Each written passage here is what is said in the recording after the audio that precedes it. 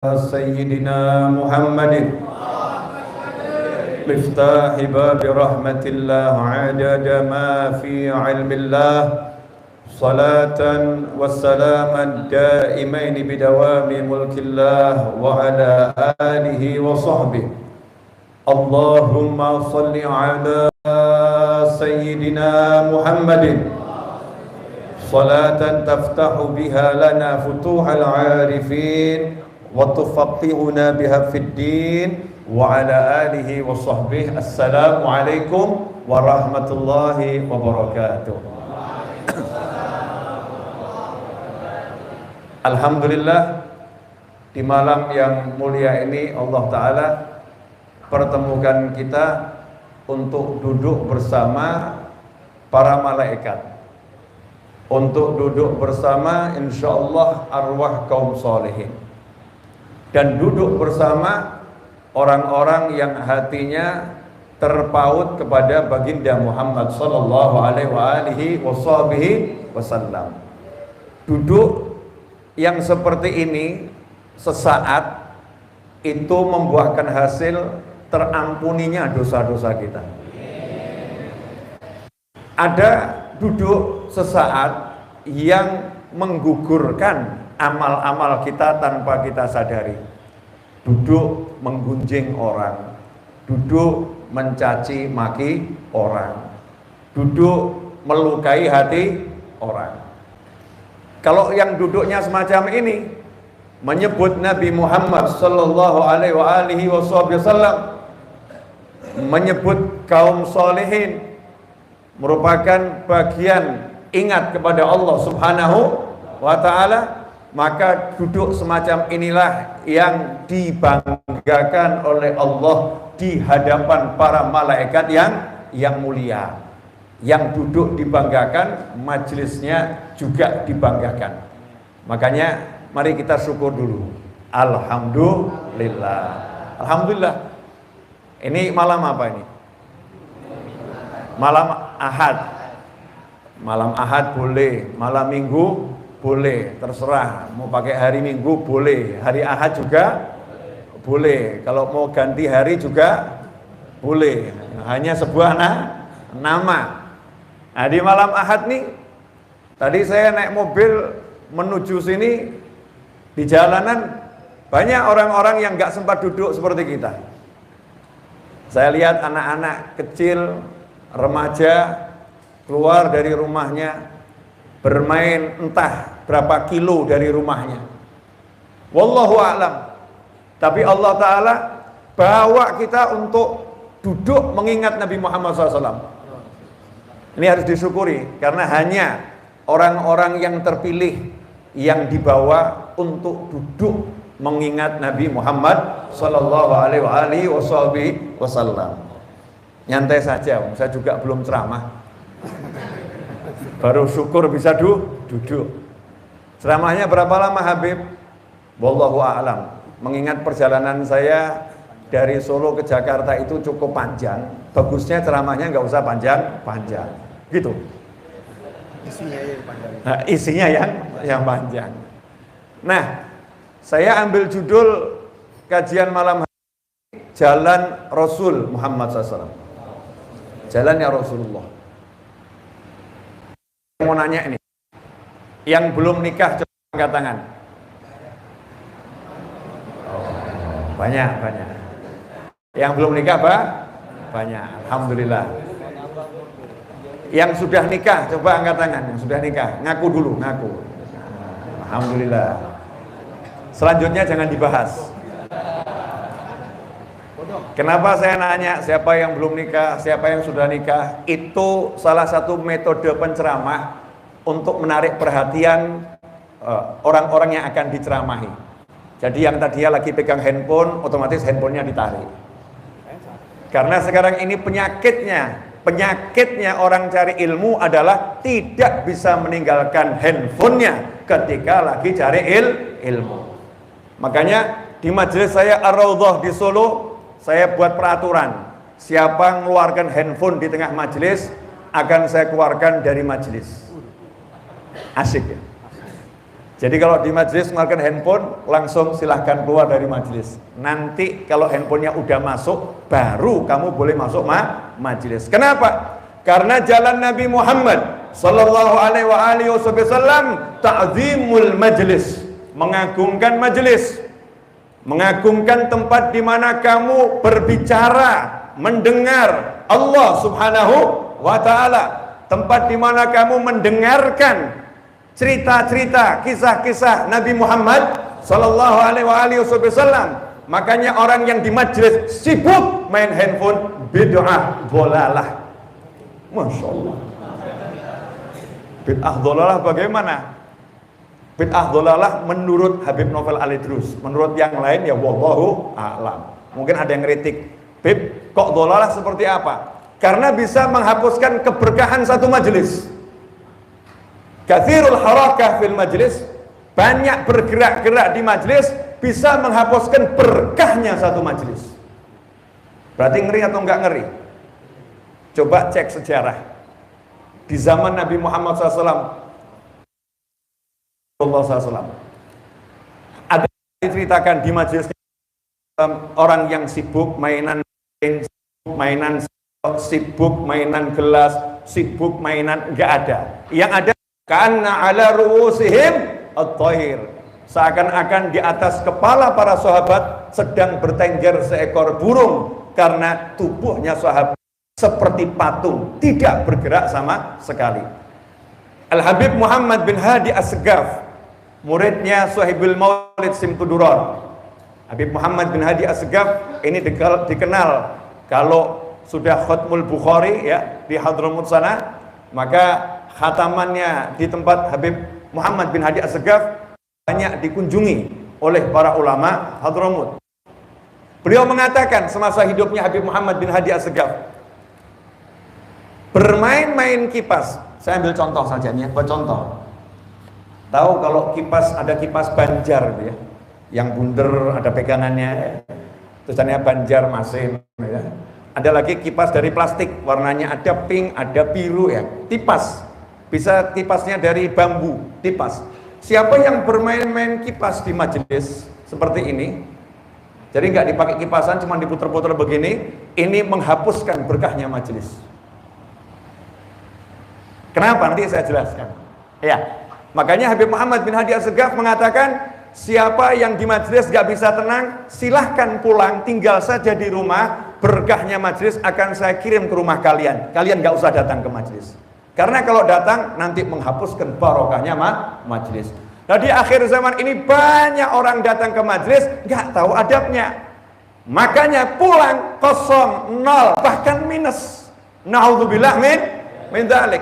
Sebab malaikat yang turun di majelis namanya as-sakinah. Tanazzalat alaihimus sakinah. Turun kepada mereka as-sakinah. Siapa as-sakinah? As-sakinah ini nama kelompok malaikat khusus. Karena malaikat itu ada spesifikasinya. Nanya nih ya, di neraka ada malaikat nggak? Jawab. Kalau ditanya ya jawab, terus jangan diem. Di neraka ada malaikat nggak? Ada. Yang mimpin malaikat-malaikat di neraka, pemimpin tertingginya siapa malaikatnya? Malaikat? Ya, yang jaga neraka. Kalau yang di surga? Ridwan. Pertanyaan saya, bawahannya malaikat banyak atau sedikit? Banyak. Betul? Nah, kira-kira ada enggak malaikat yang tidak bersolawat? Innallaha wa malaikatahu yusalluna 'alan nabi ya ayyuhalladzina amanu sallu 'alaihi wa sallimu taslima. Allahumma salli wa barik alaihi wa ala alihi. Innallaha wa malaikatahu yusalluna 'alan nabi. Malaikat-malaikat bahkan yang di neraka juga baca sholawat pada Nabi Muhammad SAW. Malaikat yang di surga baca sholawat pada Nabi Muhammad SAW. Seluruh malaikat baca sholawat pada Nabi Muhammad SAW. Sehingga kalau kita lihat malaikat ini spesifikasinya khusus. Malaikat yang di neraka nggak ada judulnya malaikat di neraka kepanasan. Ada nggak? Nggak ada. Kok bisa di neraka nggak kepanasan? Malaikat. Sebagaimana Allah Ta'ala jadikan api bisa dingin khusus buat Nabi Ibrahim alaihissalam. Nggak perlu malaikatnya dibuat anti api. Apinya saja yang dirubah nggak panas kalau kena Nabi Ibrahim alaihissalam. Nggak perlu kebal sama api. Apinya jadi dingin. Bardahu wa salaman ala Ibrahim. Hei api, jadilah engkau dingin dan menyelamatkan khusus untuk Nabi Ibrahim alaihissalam. Maka Allah Maha Kuasa untuk menjadikan neraka membakar orang-orang yang nggak beriman pada Allah Ta'ala, tapi dingin untuk orang-orang yang beriman pada Allah Subhanahu wa Ta'ala. Kadang-kadang kita nggak mau belajar nih tentang neraka nih. Nabi Muhammad SAW sampai-sampai survei ke neraka. Ya, Nabi survei ke neraka. Kapan itu? Ketika Mi'raj. Ada malaikat yang tugas neraka sendiri, malaikat yang tugas surga sendiri, malaikat yang bagian gerakin angin sendiri, malaikat yang bagian hujan sendiri, malaikat yang bagian rezeki sendiri, malaikat majelis sayyahin, malaikat sayyahin ini keliling cari majelis. Nanti dia turun bersama malaikat sakinah. Malaikat sayyahin tugasnya doain, Allahumma gfir lahu, Allahumma arhamhu, ya Allah ampuni dia, ya Allah rahmati dia. Siapa? Yang duduk di majelis. Malaikat sakinah tugasnya guyur sakinah, ketenangan. Nah, karena itu kalau ada yang buat gaduh di majelis, banyak gerak, malaikatnya nyingkir. Dalil. Zaman sekarang kan banyak orang nanya, mana dalilnya? Makanya insya Allah saya akan buat lagi buku saya yang dulu tuh mana dalilnya, yang udah lama saya lupakan, mau saya tulis ulang insya Allah. Insya Allah. Ingat kisahnya Usaid ibn Hudzair radhiyallahu taala anhu. Sayyidina Usaid bin Hudzair radhiyallahu taala anhu.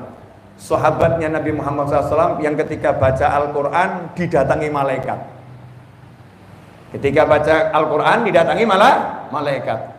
Sayyidina Usaid bin Hudzair radhiyallahu taala anhu baca Al-Quran di rumahnya, anaknya masih bayi. Kebetulan kudanya parkirnya juga satu dalam rumah, rumahnya kecil, belum punya tempat parkir khusus. Dalam syariat Islam itu nggak boleh parkir kendaraan ganggu jalan. Makanya nggak ada judulnya sahabat parkir mobil di kampung, nggak ada. Karena itu melanggar syariatnya Allah Subhanahu wa Ta'ala, mengambil haknya orang, nggak boleh dalam aturannya Nabi Muhammad SAW. Sehingga sahabat yang punya kuda, ya kudanya dimasukkan ke dalam rumah. Kalau rumahnya kecil, ya tidurnya sama kuda, makannya bareng sama kuda, zikirnya di samping kuda. Kenapa? Karena nggak mau ganggu haknya orang lain. Itulah jalannya Nabi Muhammad SAW. Maka subhanallah ketika baca Al-Quran kudanya lonjak-lonjak. Jangan bilang saya mirip.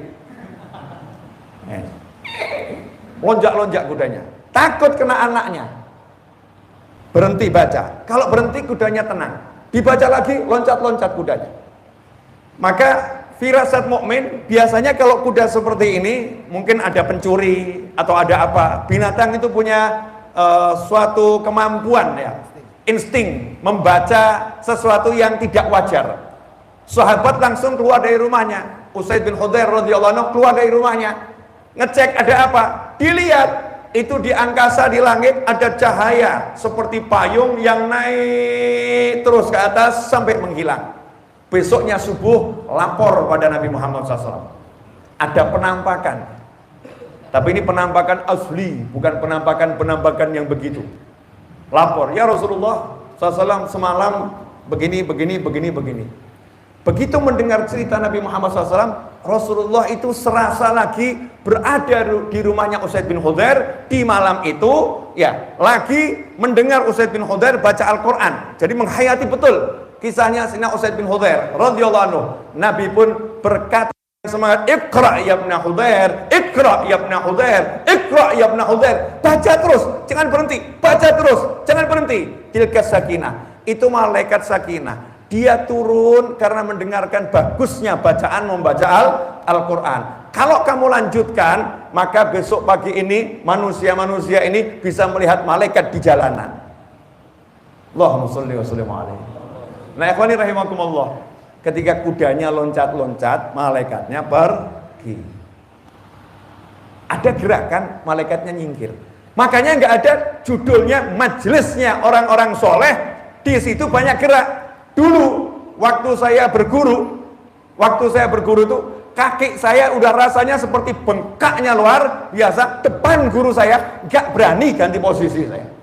Gerakan kaki aja nggak berani. Kenapa? Takut nanti gara-gara saya berkahnya majelis habis gara-gara saya. Na'udzubillah min dzalik. Takzim sama guru, takzim sama majelis. Sekarang di majelis sibuk selfie. Lagi sama Habib nih, jepret.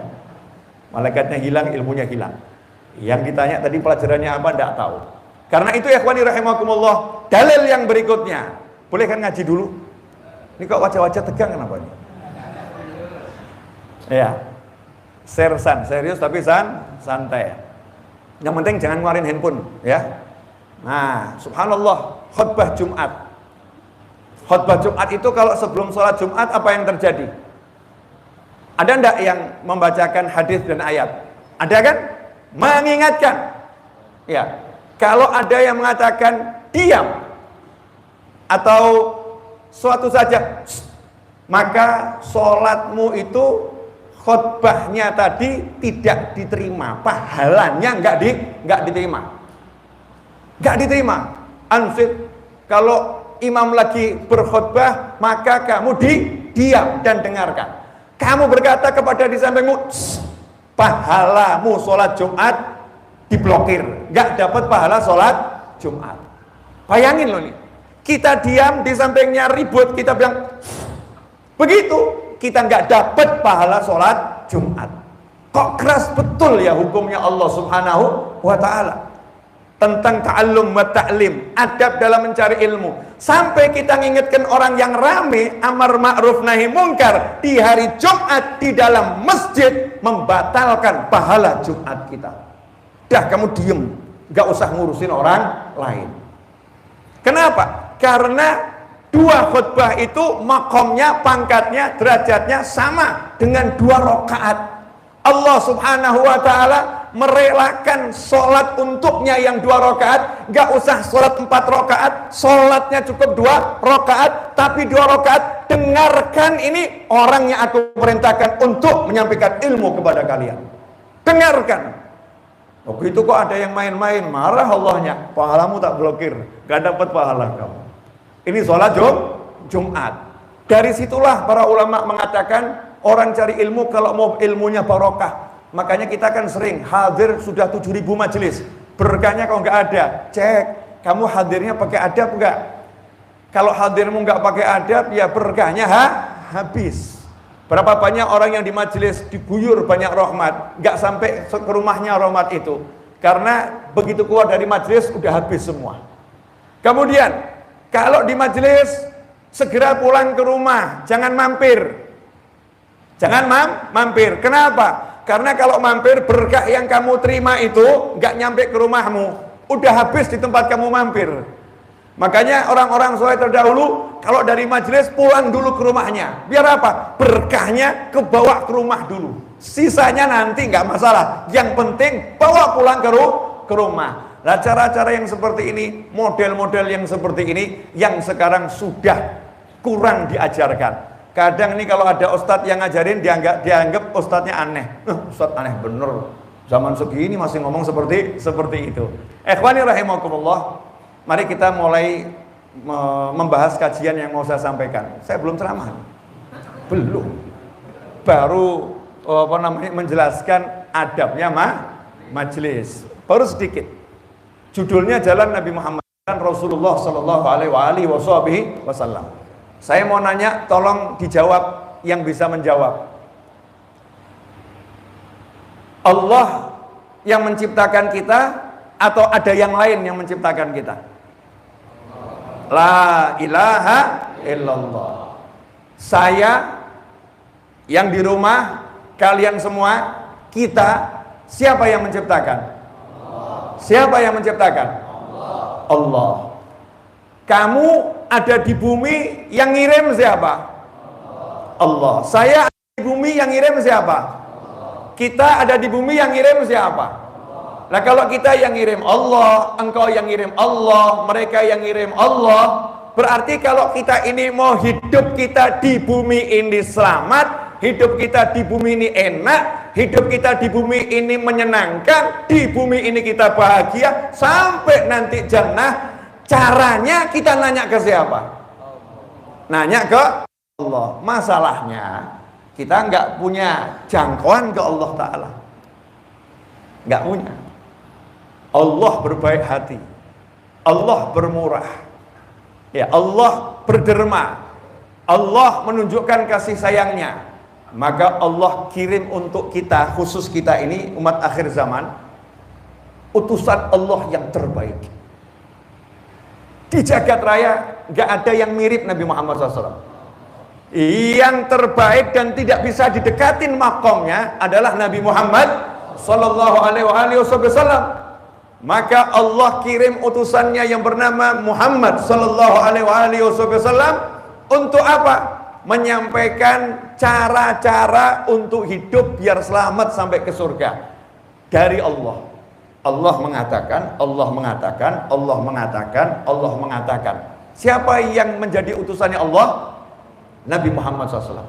Jadi Allah berbicara kepada kita semua, Nabi Muhammad SAW, arsalnaka illa rahmatan lil alamin. Tidak kami utus engkau wahai Nabi Muhammad SAW kecuali sebagai wujud kasih sayangnya Allah buat jagat raya. Karena Allah sayang sama anda, Allah sayang sama saya, Allah sayang sama kita semua. Allah kirim Nabi Muhammad SAW. Biar apa? Biar hidup kita enak di dunia, enak di akhirat. Nah masalahnya kalau diajarin orang lain kita nurut, diajarin Nabi Muhammad SAW kurang nurut. Cek fakta ya, boleh ya? Coba, siapa yang mau tidur baca Subhanallah 33, Alhamdulillah 33, Allahu Akbar 34 semalam? Gak usah jawab pakai angkat tangan, cek diri masing-masing. Wah kelihatannya saya langsung naik tempat tidur, terus gak inget lagi tuh Bib. Ya, ingat-ingat sudah adzan subuh sudah nggak kedengeran lagi. Ya alhamdulillah matahari sih belum terbit, cuman udah hampir terbit. Udah hampir terbit. Berarti cara tidur kita ini sesuai cara Nabi atau cara kambing? Sesuai cara Nabi atau cara kambing? Tidur semaunya, bangun semaunya. Itu caranya siapa? Caranya kambing. Kalau cara Nabi Muhammad SAW, tidur nggak bisa semaunya. Nabi ngajarin cara tidur. Apakah itu pikiran Nabi? Bukan. Wa ma yantiqu 'anil hawa. Nabi enggak pernah SAW berbicara dari hawa nafsu. Semua yang diucapkan Nabi SAW adalah wahyun yuha. Allah yang ngajari. Addabani rabbi fa ahsana ta'dibi. Allah yang ngajarin aku. Pendidikan Allah kepadaku pendidikan yang terbaik. Berarti kalau cara tidur kita sesuai yang diajarkan Nabi SAW, berarti kita tidur seperti yang dimau Allah. Kalau tidurnya seperti yang dimau Allah, maka bangunnya akan menjadi nikmatnya luar biasa. Ini kok termenung semua kenapa ini? Sudah 15 tahun tidurnya nggak jelas, 20 tahun tidurnya nggak jelas, 30 tahun tidurnya nggak jelas. Ya saatnya malam ini kita perjelas cara tidur kita. Agama ini bukan retorika berbahasa, bukan kemampuan saya ceramah, bukan kemampuan Habib Ahmad ceramah, bukan kemampuan Habib Jindan ceramah, bukan kemampuan Syekh Fulan ceramah, bukan kemampuan Kiai ceramah, bukan. Yang namanya at-tasawuf al-khuluq. Tasawuf itu akhlak, akhlak itu amal, agama itu amal. Jadi bukan dia mendengarkan, pindah majelis, dia mendengarkan, bukan. Mendengarkan, amalkan, mendengarkan, amalkan, mendengarkan, amalkan. Itulah thariqah alawiyah. Al-ilm wal amal. Ilmu, amal, ilmu, amal, ilmu, amal. Yang aneh, kita ajarin anak kita doa mau tidur. Kalau mau tidur ya nak, baca Bismika Allahumma ahya wa bismika amut. Kita ngomong ke anak kita, baca doanya. Giliran kita tidur, enggak baca doa. Bangunin anak, ayo bangun, baca doanya. Alhamdulillahilladzi ahyana ba'dama amatana wa ilaihin nusyur. Giliran kita bangun, enggak baca doanya.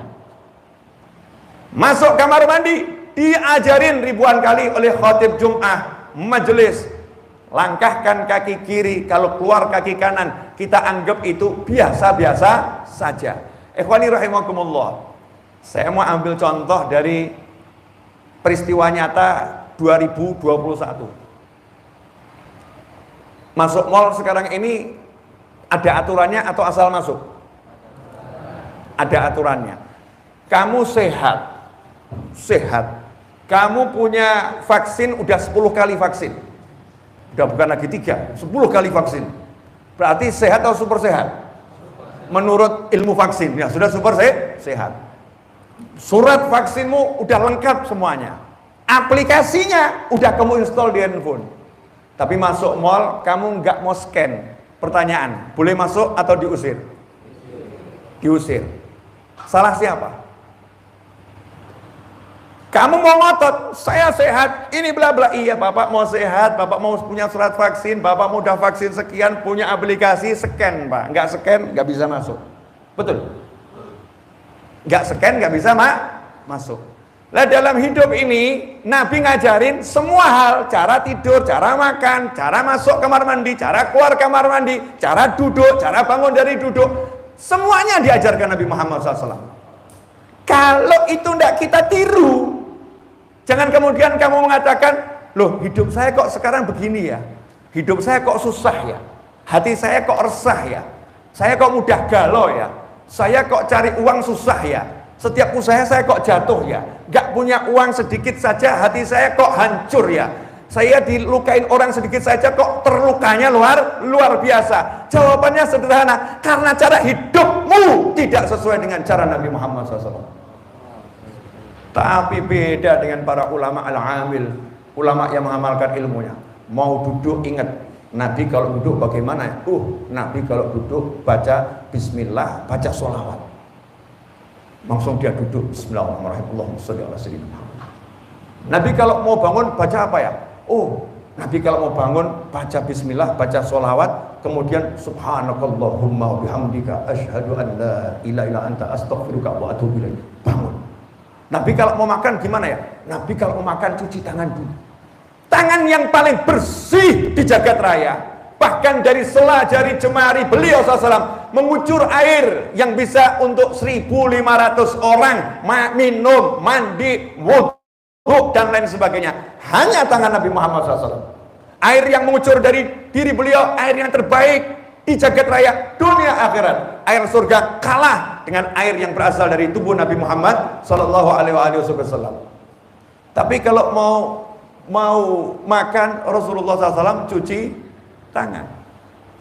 Emang ada kotoran? Hasya wa kalla, nggak ada kotorannya. Tapi begitu Rasulullah ngajarin. Sementara tangan kita yang kotor yang luar biasa, mau makan nggak mikir cuci tangan. Padahal Nabi ngasih tambahan bonus loh. Siapa kalau mau makan dia cuci tangan, dijauhkan dari kefakiran. Makanya kalau kita ini fakir cek tuh, makannya cuci tangan nggak? Jangan dianggap remeh. Ini ajarannya Rasulullah, bukan motivator. Ini bukan ajarannya profesor. Ini ajarannya utusannya Allah, utusannya Tuhan, utusannya yang ciptakan kamu, ciptakan saya, yang ciptakan kita semua, yang paham segala-galanya dengan izin Allah Subhanahu wa ta'ala. Nggak ada ajaran Nabi kecil, nggak ada. Nggak ada ajaran Nabi remeh, nggak ada. Semuanya mahal, semuanya luar biasa. Kenapa? Ajarannya utusan Allah, berarti ajarannya Allah, ilmunya Allah. Nah kalau kita nggak ada takzim dengan sunnah-sunnah Nabi Muhammad SAW, repot. Imam Ahmad bin Hanbal, Ahmad bin Hanbal atau Abu Hanifah itu, coba kita lihat. Masya Allah, Imam Ahmad bin Hanbal kalau saya nggak salah ingat, makan semangka sama orang-orang, yang lain dimakan, semangka nggak dimakan. Saat itu beliau ditanya, apakah haram nih semangkanya? Maka beliau menjawab, semangkanya nggak haram. Cuman dari tadi saya coba ingat hafalan 1 juta hadits, saya hafal 1 juta hadits. 1 juta hadits hafal. 1 juta hadits yang saya hafal tadi saya cari cara makan semangka seperti cara Nabi Muhammad SAW. Ternyata saya nggak ketemu cara makan Nabi kalau lagi makan semangka seperti apa. Saya tidak akan makan sesuatu kecuali mirip dengan cara Nabi Muhammad SAW. Buat saya nggak, kalian silahkan makan. Udah, saya cukup ini saja. Luar biasa. Makanya kalau kita lihat para kiai, para guru, para ajengan, para habaib yang amil mengamalkan ilmunya, walaupun dunia ini jungkir balik, walaupun masalah itu bertubi-tubi, orangnya tenang saja, nyantai saja. Kenapa seperti itu? Karena rohnya, semuanya, pikirannya, hatinya kuat. Kenapa kuat? Karena sudah kena vitamin-vitamin amal yang diajarkan Nabi Muhammad SAW. Sampai di sini jelas? Alhamdulillah. Ini saya sudah bicara berapa menit Mas itu? 31 menit. 31 menit itu lama loh ya. Ya, Habib Ahmad tadi 15 menit tadi. Ya 31 menit. Waalaikumsalam. Afwan. Tambah dikit lagi boleh? Jangan banyak-banyak, ntar lain waktu kesini lagi boleh ya, tapi ini cukup 45 menit. Cara hidup Nabi Muhammad SAW dan cara Nabi itu semua gratis. Anda mau ikut motivator, pergi ke hotel, ikut seminar, bayar. Betul atau betul? Beli bukunya, bayar. Harganya lebih mahal dari buku yang lain. Betul atau betul? Masya Allah. Mau selamat dunia akhirat, yang mengiklankan itu Allah. Jadi nggak mungkin keliru. Yang ngiklanin Allah. Laqad kana lakum fi Rasulillahi uswatun hasanatun liman kana yarjullaha wal yawmal akhir wa dzakarallaha katsira. Buat kalian semua yang mengharapkan Allah, mengharapkan akhirat, yang suka zikirnya banyak, bukan yang zikirnya dikit. Karena yang zikirnya dikit itu ciri-ciri munafik. Orang-orang munafik Allah sebutkan dalam Al-Quran, la yadhkurunallaha illa qalila. Munafik itu zikir, tapi zikirnya cuma sedikit. Itu Allah yang bilang. Jadi kalau zikir kita sedikit, berarti kita mirip orang munafik. Mirip, enggak munafik, tapi mirip. Siapa mirip suatu kaum, maka kelak akan kumpul bersama kaum tersebut. Man tashabbaha biqaumin fahuwa minhum. Siapa mirip dengan suatu kaum, menyerupai suatu kaum, nanti kumpulnya bersama mereka karena udah masuk dalam golongan mereka karena mirip. Sama pakaiannya. Saya bukan lo pakaianmu sama, angkut semua. Saya nggak ikut-ikut. Iya, pakaianmu sama, seragamnya sama, angkut semua. Kan begitu. Kenapa? Pakaiannya sama. Nah, Allah Ta'ala katakan, buat kalian semua yang mengharapkan Allah, mengharapkan hari akhir, yang banyak zikir, gak usah cari contoh yang lain, gak usah.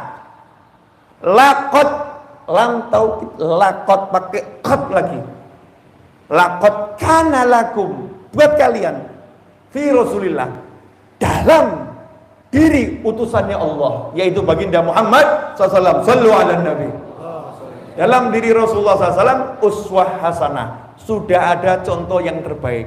Maka tidak ada satu wali yang hatinya, pikirannya pisah dengan Nabi Muhammad SAW. Karena wali Allah itu kalau mau ngapa-ngapain selalu bayangin Nabi Muhammad SAW. Mau duduk, lihat dulu Rasul kalau mau duduk bagaimana ya, mendatangkan filmnya Nabi Muhammad SAW, gambarannya itu didatangkan dulu. Daim khayalu ma'i, kata Habib Ali Habsyi.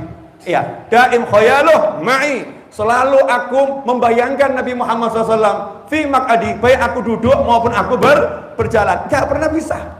Terus dibayangkan Nabi kalau duduk bagaimana, kalau makan bagaimana, kalau bicara bagaimana, kalau ketemu orang bagaimana, kalau berhadapan dengan muslim bagaimana. Terus itu yang dibayangkan dalam benaknya, sehingga selalu gerak-geriknya sesuai dengan Nabi Muhammad SAW. Qadaman ala qadamin, setapak demi setapak. Sekarang saya mau nanya ya, ini ibu-ibu yang pengen kurus itu berjuang atau enggak berjuang?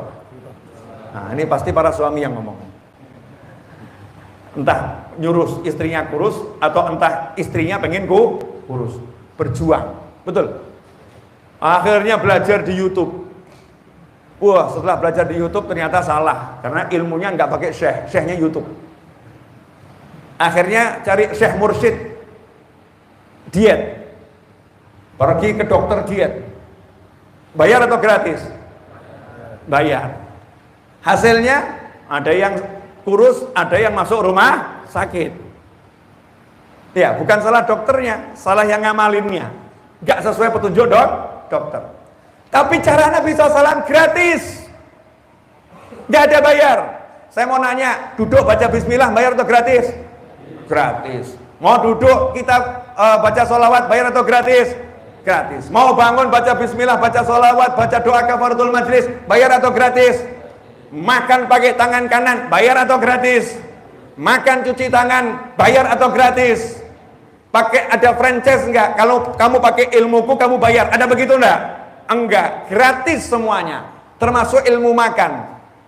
Nih contoh ilmu makan tuh, yang pengen kurus tapi sehat. Banyak orang kurus tapi sakit, yang pengen kurus tapi sehat.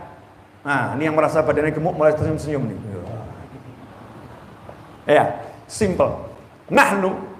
Nabi mengatakan, sahabat mengatakan bahwasanya beliau itu sekelompok manusia tidak makan kecuali lapar. Jadi kalau belum sampai batas lapar, nggak mikir makan. Ajib ya, subhanallah. Dan ketika makan, nggak sempat mikir kenyang. Belum kenyang, berhenti. Dah, praktekkan. Pasti sehat hidup. Penemuan modern. Orang itu kalau lapar, dia tahan dulu laparnya, maka sel-sel tubuh yang baik ini karena nggak ada makanan, dia cari makanan. Yang dimakan sel-sel tubuh yang jahat, dimakan habis, sehingga di tubuh tersisa sel-sel yang baik. Begitu ada makanan sedikit, ya lambung kita ini nyaman, lambungnya nyaman, kerjanya lambung nggak berat, nggak capek. Bayangkan itu motor hanya untuk berdua ditumpangi orang 10. Kesian nggak motornya? Lambung sekecil ini dipaksa kerja macam-macam. Akhirnya lambungnya kerjanya nggak maksimal. Akhirnya nggak bisa dicerna dengan bagus. Akhirnya masalah buat lambungnya, masalah buat jantungnya, masalah buat livernya, masalah buat otaknya, dan seterusnya. Tapi kalau dia makan ketika lapar, berhenti sebelum kenyang, selesai masalah, sehat. Yang ngajarin siapa? Nabi Muhammad SAW. Wah Habib, kalau yang makom itu kami belum sampai. Itu makomnya makom sahabat. Ya udah, kalau nggak mau makom sahabat, makom yang di bawahnya lagi dah. Kalau makan, sepertiga untuk makan, sepertiga untuk minum, sepertiga untuk nafas. Berarti makannya banyak atau sedikit? Sedikit. Ada minum 1 gelas misalnya, ya makannya berarti 1 gelas, sisanya untuk nafas. Kita enggak, dikasih tahu makannya sepertiga, oh tenang, masih muat. Cukup, masih muat. Udah penuh, dikasih tahu sama orang, ini udah penuh. Enggak apa-apa, air tahu jalannya. Air kalau masuk pinter cari jalan. Nafas. Oh nafas urusan nyawa urusannya Allah Ta'ala. Waktunya mati, kalau belum mati ya nggak mati. Ngeyel. Ini belajar dari mana? Nggak belajar dari Nabi Muhammad SAW. Betul tak betul? Nah jadi ikhwani rahimakumullah, saya cuma pengen nyampaikan saatnya kita praktek. Ilmu itu dipraktekkan, bukan untuk diperbincangkan saja. Memperbincangkannya kepada yang lain pahala, betul. Tapi mempraktekannya itu jauh lebih penting. Praktekkan, sampaikan. Praktekkan, sampaikan. Kenapa? In ahsantum li anfusikum. Kalau kalian berbuat baik, kata Allah, bukan untuk orang lain, tapi untuk diri kalian sendiri. Terakhir, ilmu kesehatan. Boleh. Itu perintahnya Allah, kalau makan suruh cari apa? Halalan, thayyiban. Yang halal, yang thayyiban. Nomor 1 halal dulu. Nah, ini sekarang banyak orang makan tidak nanya halalnya. Di mal-mal nggak nanya sama yang jualan tuh, ini halal nggak ada label halal MUI-nya, kelihatan yang jualan jilbaban langsung dimakan begitu saja. Bosnya siapa itu kita nggak tahu, pemiliknya siapa kita nggak tahu, yang jualan cuman karyawati kadang nggak paham, kita wajib nanya, wajib, karena tolabul halal fardhu, cari yang halal ini kewajiban, maka nanya ini halal atau haram buat kita wajib, jangan sembarangan dimasukkan ke mulut kita, karena begitu masuk ini haram, kullul lahmin nabata minal haram fannaru aula bih, setiap daging yang tumbuh dari yang haram pantasnya disantap api neraka. Allahumma ajirna minan nar. Ngeri atau enggak ngeri? Ngeri. Makanya orang-orang dulu itu ingat sabda Nabi Muhammad SAW, jangan kamu makan kecuali makanannya orang yang bertakwa, dan jangan makan makananmu kecuali orang yang bertakwa. Penting ini nanya, dari mana ini makanannya, apa bahannya, tanya, halal dulu. Jangan asal makan, karena ini hak konsumen. Sebagaimana Bapak Presiden mengatakan Indonesia harus menjadi basisnya produk halal dunia. Betul atau betul? Basisnya produk halal dunia. Makanya saat ini umat Islam harus menunjukkan produk saya halal, ini halal, ini halal, ini halal. Ekonomi halal syariah kembangkan. Yang halal, yang halal, yang halal. Kalau tokonya nggak pasang label halal, kita berhak ngomong, nih mana halalnya ini, halal bener nggak ini? Nanya. Saya mau cek sama yang di dapur. Saya begitu kalau ke warung, saya begitu kalau ke mall, saya begitu kalau ke restoran. Diusir, nggak peduli. Ora paten, gak mangan gak apa-apa. Gitu aja kok repot. Itu saya pernah di bandara nanya, Mas halal nggak? Nah, itu jawabannya buat saya langsung duduk makan. Maaf, kalau di sini ada yang haram, saya keluar tidak kerja di sini. Saya juga nggak mau rezeki haram. Oh, setuju. Dah menunya bawa sini, saya mau. Saya pergi waktu itu ke mall Taman Anggrek. Ya, Mall Taman Anggrek. Dulu ya, zaman dahulu kala, bukan sekarang. Nah, mau makan gitu. Di depan restoran itu kan biasanya ada yang mempersilahkan masuk tuh ya, ini menunya, ini menunya. Saya waktu itu belum terkenal waktu itu. Kalau sekarang ya Masya Allah. Waktu itu belum terkenal. Sekarang pakai masker ketahuan orang. Nggak pakai kopiah ya ketahuan orang. Habib ya ketahuan. Sehingga makan susah, duduk susah, dikit-dikit minta foto. Itu tadi termasuk bagian kampanye saya. Jangan foto di dalam majelis gitu. Cari ilmu. Nah ini orang nggak kenal saya. Tapi karena saya ini terbiasa pakai kopiah putih atau kopiah yang lain. Kalau nggak putih ya pakai yang coklat, ya, atau pakai yang abu-abu. Saya sukanya begitu. Saya nggak suka pakai kopiah hitam. Kopiah ya, bukan peci ya, beda. Kopiah begini, bukan peci. Kopiah hitam saya nggak suka. Alasannya apa? Rahasia. Nanti tanya sama saya sendiri. Ya. Tapi kalau kopiahnya abu-abu saya suka. Coklat, apalagi biru dongker. Oh, saya kalau kena warna biru tambah ganteng saya. Ya, pigmen warna saya langsung menyala. Itu kalau kena warna biru, dongker gitu. Makanya saya suka pakai jubah warna biru. Karena innallaha jamil yuhibbul jamal. Kita harus tahu mana yang pantas buat diri kita. Yang pas dilihat orang jadi indah mana demi sunnah Nabi Muhammad SAW. Di depan tuh ada yang langsung ngomong, Pak, jangan masuk. Jangan masuk. Kenapa? Haram. Saya bilang, terima kasih. Jangan keras-keras. Nanti kamu dipecat. Haram, Pak. Keluar aja Pak, jangan masuk. Masya Allah. Nah, bayangkan kalau yang masuk nggak pakai kopiah. Nikmat di mulut, azab di neraka. Jangan ngomong saya nggak tahu. Oh, Habib saya nggak tahu, Ustadz saya nggak tahu, Kiai nggak tahu. Allah Ta'ala perintahkan kamu cari tahu. Perintahkan kamu cari tahu.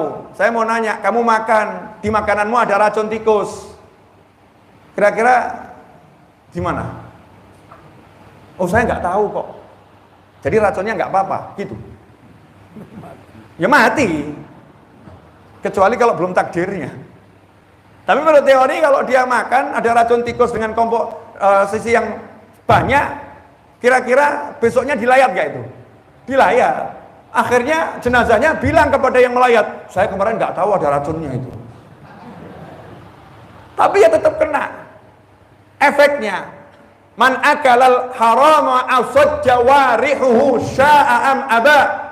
Siapa makan yang haram, tahu tidak tahu, tubuhnya akan mengajak dia maksiat.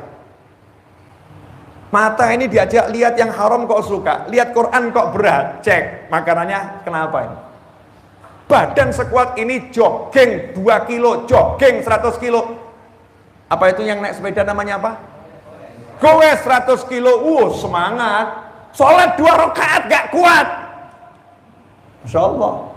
Goes subuh-subuh pergi ratusan kilo kuat. Tapi ke rumah sebelah jamaah di musola gak kuat. Cek makanannya. Kenapa ini gak bisa diajak taat? Kenapa? Banyak yang haram masuk tanpa kita sadari. Ya tanpa kita sadari. Itu yang pertama, cari yang halal. Yang kedua, thayyibah. Yang baik, yang thayyib, yang sehat, yang menyelamatkan. Nah, ini tips dari salah satu guru saya. Kita ini kan suka cari makanan enak cuman di mulut. Betul. Di mulut enak. Gak mikir, di tenggorokan enak gak? Gak mikir sampai di perut ini nanti kira-kira buat lambung enak enggak? Gak mikir makanan kita ini kira-kira buat jantung enak enggak? Makanan kita buat liver enak enggak? Makanan kita buat otak enak enggak? Nah kalau muslim ini mau makan disuruh adil. Enak itu bukan cuma di mulut. Enak di mulut, enak di tenggorokan, enak di perut, enak di jantung, enak di mata, enak di kepala, enak di sekujur tubuhmu. Makanya sahabat Nabi sehat-sehat semua.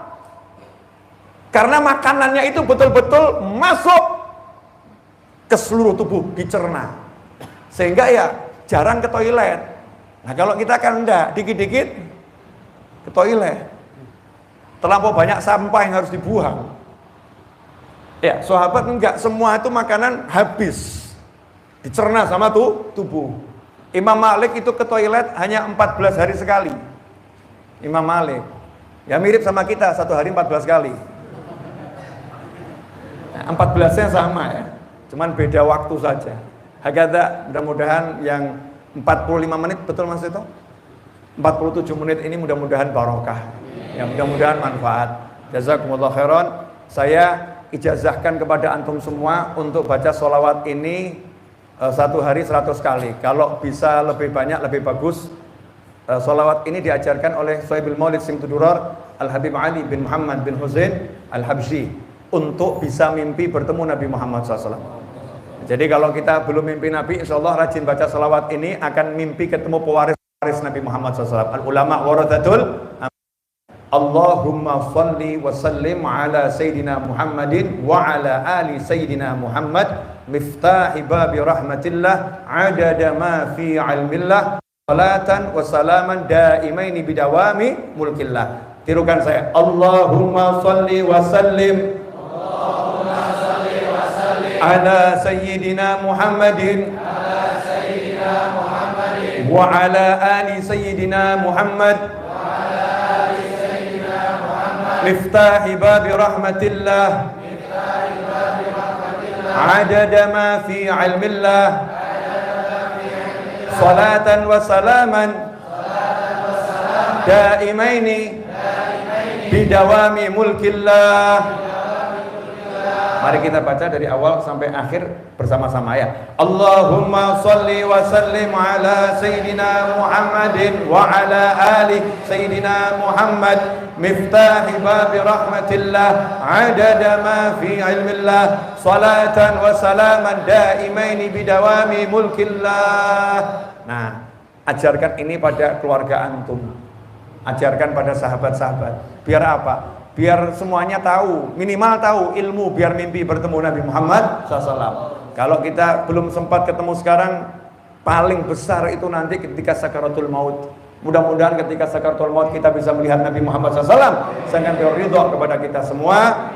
Dan semoga berkat majlis ini Allah ampuni dosa-dosa kita, Allah ampuni dosa kedua orang tua kita, dosa pasangan hidup kita, anak keturunan kita, sahabat kita, orang-orang yang berbuat baik kepada kita, umat Nabi Muhammad SAW. Dan semoga Allah jadikan orang tua kita bahagia dunia, bahagia akhirah. Semoga Allah jadikan orang tua kita bahagia dunia, bahagia akhirah. Allahumma ya Allah, Allahumma ighfir lana wa liwalidina اللهم اغفر لنا ولوالدينا اللهم اغفر لنا ولوالدينا وارحمهما كما ربيانا صغارا ربنا هب لنا من أزواجنا وذرياتنا قرة أعين واجعلنا للمتقين إماما يا الله يا الله يا الله اللهم اغفر لنا ولوالدينا Ya Allah, ampuni kedua orang tua kami. Ya Allah, ampuni kedua orang tua kami. Ya Allah, bahagiakan orang tua kami. Ya Allah, jadikan orang tua kami bahagia dunia, bahagia akhirah. Ya Allah, jadikan orang tua kami bahagia dunia, bahagia akhirah. Mulia dunia, mulia akhirah. Selamat dunia, selamat akhirah. Tentram dunia, tentram akhirah. Ya Arhamar Rahimin, Ya Arhamar Rahimin, Ya Arhamar Rahimin.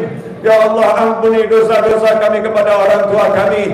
Ampuni dosa kami pada ayah bunda kami. Ampuni dosa kami kepada orang tua kami, ya Allah. Ya Allah, maafkan kami, ya Allah. Catat kami sebagai anak-anak yang berbakti, ya Allah. Catat kami sebagai anak-anak yang berbakti, ya Allah. Jadikan kami dapat membahagiakan orang tua kami, ya Allah. Jadikan kami bisa membahagiakan orang tua kami dunia hingga jannah, ya Allah. Jadikan orang tua kami ridha kepada kami, ya Allah. Jadikan orang tua kami ridha kepada kami, ya Allah. Ya Arhamar Rahimin. Teruntuk anak-anak kami, teruntuk putra-putri kami, teruntuk keturunan kami. Ya Allah, tolong jadikan putra-putri kami penyuci haji Nabi Muhammad sallallahu alaihi wasallam. Jadikan putra-putri kami penyuci haji Nabi Muhammad sallallahu alaihi wasallam. Ya Allah, jadikan putra-putri kami anak-anak yang Kau banggakan di hadapan malaikat-malaikatmu yang mulia, ya Allah. Ya Allah, bahagiakan putra-putri kami, selamatkan putra-putri kami. Jadikan putra-putri kami selamat dunia, selamat akhirah. Mulia dunia, mulia akhirah. Bahagia dunia, bahagia akhirah. Tentram dunia, tentram akhirah. Ya Arhamar Rahimin. Jadikan kami orang tua yang baik untuk anak-anak kami, ya Allah. Jangan jauhkan mereka dari kami, dan jangan jauhkan kami dari mereka, ya Allah. Dan letakkan kami selalu dalam kebersamaan di jalan-Mu, ya Allah. Selalu jadikan anak-anak kami cinta kepada kami, ya Allah, di jalan yang Engkau ridhai, ya Arhamar Rahimin. Ya Allah, teruntuk semua yang hadir, ya Arhamar Rahimin. Teruntuk semua yang hadir, yang menyelenggarakan majlis ini, ya Arhamar Rahimin. Yang membantu terselenggaranya majlis ini, ya Arhamar Rahimin. Teruntuk semuanya, ya Allah. Tolong beri kami semua, ya Rabb, pengampunan-Mu yang terbesar, ya Allah. Beri kami semua, ya Rabb, ridha-Mu yang terbesar, ya Allah. Ya Rabb, jadikan kami pulang dari tempat ini, dosa-dosa telah Engkau ampuni, amal soleh Engkau terima, aib Engkau tutup, derajat Engkau tinggikan, hajat Engkau wujudkan, asma'ul lutuf wal afiyah, was-sihah was-salamah, wat-taufiq wal hidayah, war-ridha wal inayah. Ya Allah, panjangkan usia kami semua dalam segala kebaikan, kenikmatan, ketaatan, keridhaan, kebahagiaan, dan dalam segala hal yang Engkau muliakan, Engkau ridhai, ya Arhamar Rahimin. Ya Rabb, setelah semua itu nanti akhiri usia kami dengan husnul khatimah, dengan berkat Nabi-Mu Muhammad SAW, dengan berkat keluarga Nabi-Mu Muhammad SAW, dengan berkat sahabat Nabi-Mu Muhammad SAW, dengan berkat para awliya wassalihin. Ya Allah biha, ya Allah biha, ya Allah bihusnil khatimah, ya Allah biha, ya Allah biha, ya Allah bihusnil khatimah, ya Allah biha, ya Allah biha, ya Allah bihusnil khatimah. Wa sallallahu ala sayyidina wa maulana Muhammadin wa alihi wa sahbihi sallam. Alhamdulillahi rabbil alamin ala hadhihi wa ala kulliyatin salihatin jami'atin nafi'ah wa ala mana wa habibi Ali wa ila hadratin Nabi sallallahu alaihi wa alihi wasallam. Al-Fatihah.